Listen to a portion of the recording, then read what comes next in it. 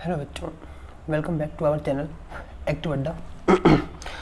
हमने last session में NCERT के सोल्यूशन को फर्स्ट चैप्टर के फिजिक्स क्लास 12 की फिजिक्स के एनसीईआरटी सोल्यूशन को क्वेश्चन नंबर 9 तक कंटिन्यू किया था। अब हम क्वेश्चन नंबर 10, 11 और 12 इस लेक्चर में, इस वीडियो में सॉल्व करेंगे। आज हम स्टार्ट करते हैं क्वेश्चन नंबर 10। क्वेश्चन नंबर 10 को क्या कह रहा है? क्वेश्चन नंबर 10 कह रहा 4 × 10⁹ कूलम मीटर द्विध्रुव आघूर्ण का कोई वैद्युत द्विध्रुव 5 × 10⁴ न्यूटन पर कूलम परिमाण के एक समान वैद्युत क्षेत्र में क्षेत्र की दिशा से 30 डिग्री कोण पर संरेखित है। द्विध्रुव पर कार्यरत बलाघूर्ण का परिमाण परिकलित कीजिए। ठीक है, पहले हम देख लेते हैं क्या क्या हमको गिवन आउट है। ये दिया हुआ है 4 × 10⁹ द्विध्रुव आघूर्ण, और द्विध्रुव आघूर्ण का सिंबल होता है P, वेक्टर P। बताया था ना, इसका फॉर्मूला होता है Q × 12 और उसका मान दिया हुआ है 4 × 10⁹ कूलम मीटर। ये एक सदिश राशि होती है और इसकी दिशा किधर होती है? द्विध्रुव के ऋणावेश से धनावेश की ओर। अब क्या कह रहा को एक समान वैद्युत क्षेत्र, और वैद्युत क्षेत्र की तीव्रता कितनी दी हुई है? 5 × 10⁴ न्यूटन पर कूलम।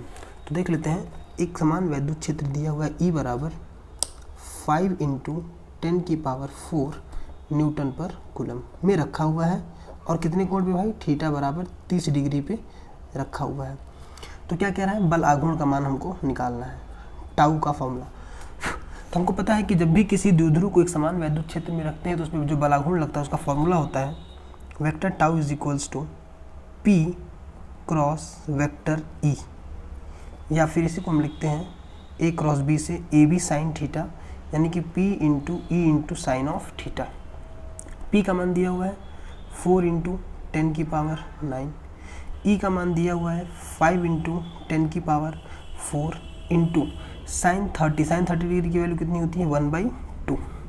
तो देखिए हम इसको लिख देते हैं 5 चौके 20, ये -9 है, सॉरी, 5 चौके 20 इंटू 10⁻⁻5, सॉल्व करने पे ये दोनों, और साइन 30 का मान 1/2, 2 से कैंसिल हो गया, तो आंसर आ गया 10 × 10⁻⁻5, या सॉल्व करने पे 10⁻⁻4। ये हो गया बलाघूर्ण, इसका मात्रक होता है न्यूटन मीटर। तो ये तो सॉल्यूशन हो गया इसका, लेकिन हम इसमें कुछ और एक्स्ट्रा चीज़ें देख लेते हैं। सबसे पहली बात तो ये कि यहाँ पे एक समान वैद्युत क्षेत्र बोला है। हमने कल आपको डिस्कस करके बताया था कि किसी आवेश के वैद्युत क्षेत्र को हम वैद्युत बल रेखाओं से प्रदर्शित करते हैं, और अगर वो वैद्युत बल रेखाएं एक दूसरे से बराबर बराबर दूरी पे ऐसे बनाई जा रही हैं तो ये एक समान क्षेत्र को बताती हैं। ऐसा वैद्युत क्षेत्र एक समान क्षेत्र हमको बताएगा।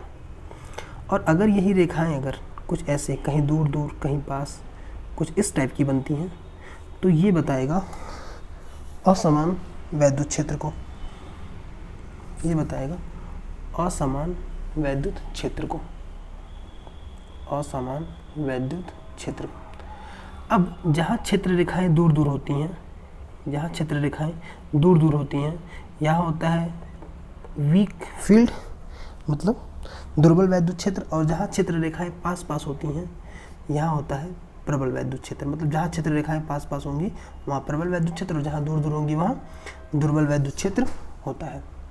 अब इसी वैद्युत क्षेत्र में हमने क्या किया है? एक द्विध्रुव को रख दिया है। द्विध्रुव एक ऐसा डिवाइस होता है, एक निकाय होता है जिसमें दो बराबर परंतु विपरीत आवेश होते हैं। तो हमने यहाँ रख दिया आवेश +Q और यहाँ रख दिया आवेश -Q। ये हो गया आपका द्विध्रुव, और इस द्विध्रुव का आघूर्ण होगा यहाँ पे इधर नेगेटिव से पॉजिटिव की ओर। तो ये जो थीटा कोण बन रहा है, ये थीटा कोण है, ये थीटा कोण P और E के बीच का है। मतलब ये वैद्युत क्षेत्र की दिशा हो गई और ये P की दिशा हो गई। अब इन्हीं के बीच का कोण है ये कितना? 30 डिग्री। तो यही 30 डिग्री पे ये रखे हुए हैं। तो ऐसे हमने ये देख लिया कि फिगर से इस क्वेश्चन का सॉल्यूशन। अब यहाँ पे हमने बस बलाघूर्ण का परिमाण पूछा है, तो टाउ बराबर 10⁻⁻4 न्यूटन मीटर। अगर हमसे इस बलाघूर्ण की दिशा पूछ लेता तो इस केस में मुझे यहाँ पे वेक्टर प्रॉपर्टी निकालनी पड़ती, वेक्टर प्रॉपर्टी से, क्योंकि हमको पता है कि A × B की दिशा कैसे निकालते हैं हम, क्योंकि टाई को फॉर्मूले में P और E दोनों वेक्टर राशियाँ हैं। तो जो P × E की दिशा होगी वही होगी टाउ की दिशा। तो चीज़ आपने 11th में सीखी होगी कि A क्रॉस B की दिशा हम निकालते कैसे हैं। ठीक है, सो इस क्वेश्चन में हमने देखा क्वेश्चन नंबर 10 का सोल्यूशन 10⁻⁻⁴ न्यूटन मीटर। अब हम बात करते हैं क्वेश्चन नंबर 11 की। क्वेश्चन नंबर 11 क्या कह रहा है क्वेश्चन नंबर 11 में, ऊन से रगड़ने पर कोई पॉलीथीन का टुकड़ा, चलिए देखिए हमने ऊन बना दिया एक, ये ऊन हो गया और ये कोई पॉलीथीन का टुकड़ा है, तो ये ऊन हो गया और ये पॉलीथीन हो गया। अब कह रहा है ऊन को पॉलीथीन से रगड़ा गया। जब ऊन को पॉलीथीन से रगड़ा गया तो पॉलीथीन का टुकड़ा 3 × 10⁻⁷ के ऋणावेश से आवेशित पाया गया। मतलब इस पे आ गया कैसा आवेश, एक तो पहली बात ऋणावेश आया, और कितना ऋणावेश आया भाई, तो उस Q का मान हमको दे दिया है, Q = 3 × 10⁻⁷ कूलम, इतना ऋणावेश आ गया। तो जाहिर सी बात है कि अगर ऋणावेश आया है तो इस पदार्थ से इलेक्ट्रॉन निकले होंगे और इस पदार्थ पे इलेक्ट्रॉन गए होंगे, क्योंकि जो पदार्थ इलेक्ट्रॉन ग्रहण करता है उस पर ऋणावेश आता है और जो इलेक्ट्रॉन त्यागता है उस पर धनावेश। और जितना इस पर ऋणावेश आएगा, क्योंकि यहाँ से इलेक्ट्रॉन निकले तो ये धनावेशित हो जाएगा पूरा, और ये पूरा क्या हो जाएगा, ऋणावेशित हो जाएगा। तो यहाँ पे एक पूछा हुआ है स्थानांतरित इलेक्ट्रॉन की संख्या निकालें और किस पदार्थ से किस पदार्थ पे, तो ऊन से पॉलीथीन पे इलेक्ट्रॉन जाएंगे। ठीक, अब हमें निकालनी है इलेक्ट्रॉनों की संख्या। हमें एक फॉर्मूला पता है आवेशों के क्वांटीकरण से, Q = N × E। N × E में हमें पता है N = Q/E। Q कितना बनेगा, 3 × 10⁻⁷, और E तो फिक्स होता है, E का मान कितना होता है भाई, 1.6 × 10⁻⁹। अब हमने फॉर्मूला अप्लाई किया N = Q/E। Q का मान हमने दिया, E का मान तो ऑलवेज फिक्स होता है, इलेक्ट्रॉन का आवेश 1.6 × 10⁻⁹ कूलम। अब हम इसको सॉल्व करेंगे तो 10⁻⁹ ऊपर पहुंचा, तो सॉल्व करने पर हमें मिलेगा 10⁻12 प्लस में 10⁻12 इंटू 1.6, इसको हम डिवाइड करेंगे तो 1.6 से डिवाइड करने पे आएगा अप्रॉक्सीमेटली 1.7 समथिंग। क्लियर, या फिर हम लिख सकते हैं N = 1.7 × 10⁻12 अप्रॉक्स, ये अप्रॉक्सीमेशन में आंसर है।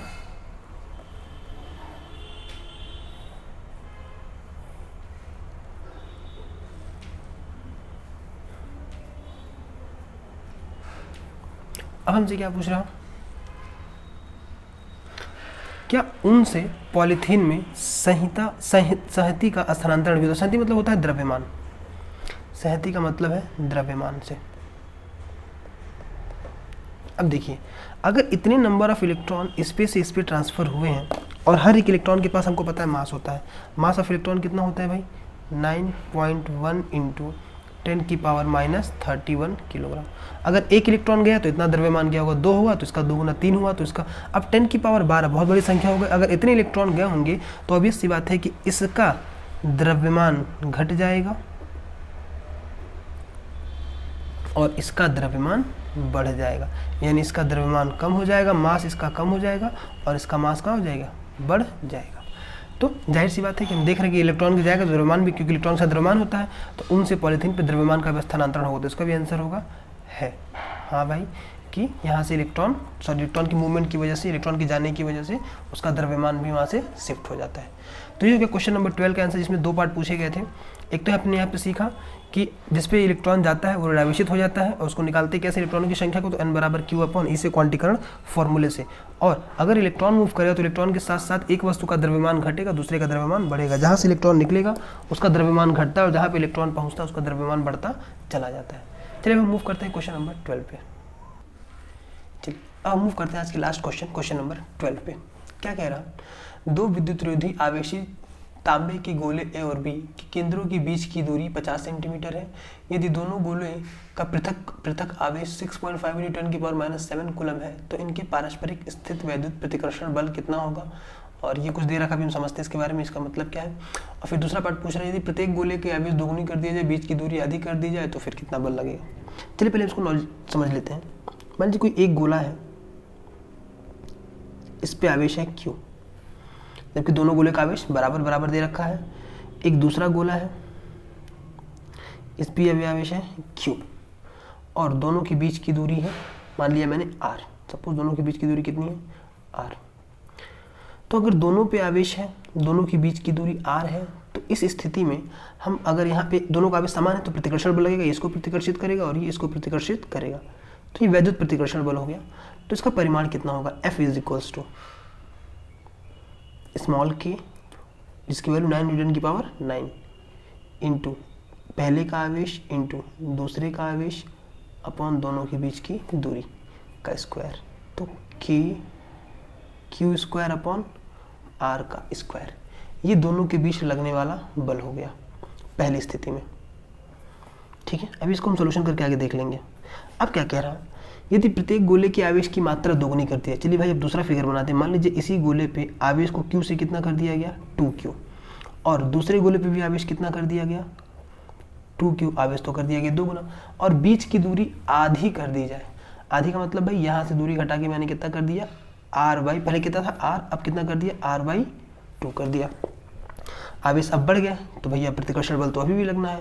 चलिए इस प्रतिकर्षण बल का हम मान देख लेते हैं, इसको हम नाम देते हैं F'। तो F' का मान होगा कि स्मॉल k Q1 का मान 2Q इंटू Q2 का मान 2Q अपॉन दोनों के बीच की दूरी R/2 का होल स्क्वायर, या फिर 2 2 जा 4 कि Q square upon R square upon 4, ये R ऊपर गया तो जो F' का मान होगा उसका मान अगर 4 चौके 16 कि Q square upon R square.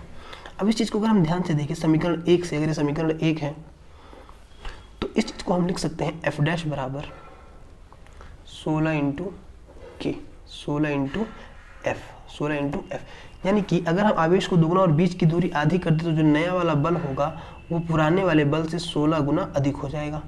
अब हम पुराना वाला बल निकाल लेते हैं, अगर पुराना वाला बल निकालेंगे तो पहले का आंसर आ जाएगा, एंड देन अगर उसी बल को लाके यहाँ रख दें और सॉल्व कर दें तो नया वाला बल निकल जाएगा, दूसरे का आंसर होगा। चलिए पहले सोल्यूशन स्टार्ट करते हैं।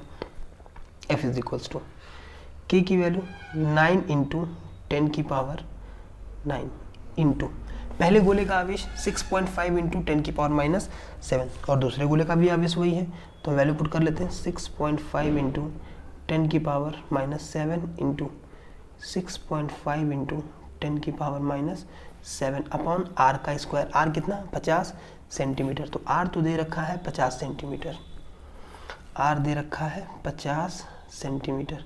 इसको चेंज कर लेते हैं मीटर में, तो 50 अपॉन 100, तो हमने लिख दिया इसको 1/2 मीटर, तो ये आ गया 1/2 का स्क्वायर। 1/2 का मतलब 1/4, 1/2 का स्क्वायर कितना 1/4, ये ऊपर चला गया तो ऊपर मिला हमको 4 इंटू 9 इंटू 6.5 इंटू अब देखिए ये तो 4 ऊपर चला गया तो नीचे से नंबर गायब हो गया। अब 10 की पावर -7, 10 की पावर -7, 10 की पावर -14 और 10 की पावर 9, तो 10 की पावर -5 या F इज इक्वल्स टू, इन सबको हम सॉल्व कर लेते हैं तो आंसर विल बी,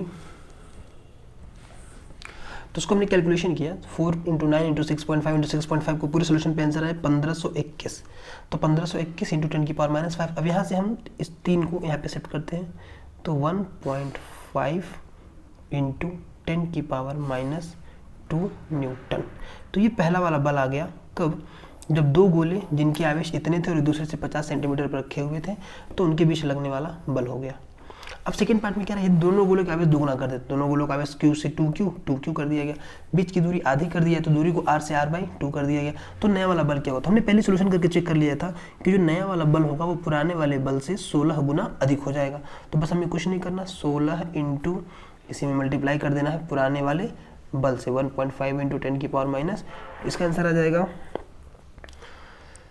24 इंटू 10 की पावर -2 या फिर 2.4 इंटू 10 की पावर -1 न्यूटन। तो ये नया वाला फोर्स हो जाएगा। हम देख पा रहे हैं कि जो नया वाला फोर्स है उसमें 10 की पावर -1 है और जो पुराना वाला फोर्स है उसमें 10 की पावर -2 है, यानी कि नया वाला force F' is greater than पुराना वाला फोर्स। यानी अगर चार्जेस के मैग्नीट्यूड को हम डबल कर दें, चार्जेस का आवेश के परिमाण को दोगुना कर दें और बीच की दूरी आगे, हमको पता है कि फोर्स का फॉर्मूला होता है क्या है, F is equals to 1/4πε0 Q1 Q2 upon R का स्क्वायर। अब यहाँ से F is proportional to Q1 Q2, यानी कि जब आवेश के परिमाण का गुणनफल बढ़ता है तो लगने वाला बल बढ़ जाता है, और अगर आवेश के परिमाण का गुणनफल घटेगा तो लगने वाला बल घट जाएगा, पहली बात। और इस फिगर से फॉर्मुलेशन क्या देख पा रहे हैं कि अगर बीच की दूरी बढ़ेगी तो दूरी से इन्वर्स का रिलेशन है, तो बल का मान घट जाएगा, और बीच की दूरी अगर घटेगी तो बल का मान बढ़ जाएगा। हम देख रहे हैं दूरी को आधा कर दिया गया, तो दूरी घटा दी गई, मतलब बल का मान ऑटोमेटिकली बढ़ जाएगा। और हम देख रहे हैं कि आवेश के गुणनफल को, पहले आवेश क्यू क्यू क्यू स्क्वायर थे, अब 2q 2q 4q स्क्वायर हो जाएंगे, मतलब आवेश के गुणनफल का परिमाण भी बढ़ गया। जब वो बढ़ जाएगा तो बल का मान फिर बढ़ जाएगा, यानी दोनों ही फैक्टर मिलके बल के मान को बढ़ाने का प्रयास कर रहे हैं। इसी नाते जो नया वाला बल है वो पुराने वाले बल से 16 गुना ज़्यादा हो गया है। और ओवरऑल सोल्यूशन पे क्या आया, 2.4 इंटू 10⁻⁻1 न्यूटन। सो आज के सेशन में हमने 3 क्वेश्चन सॉल्व किया, क्वेश्चन नंबर 10, 11, 12। आई होप आपको समझ में आया होगा। बाकी के क्वेश्चन को हम नेक्स्ट सेशन में, क्वेश्चन नंबर 13, 14, 15 को फिर हम एक सेशन में सॉल्व करेंगे। आज के लिए बस इतना ही। Thank you.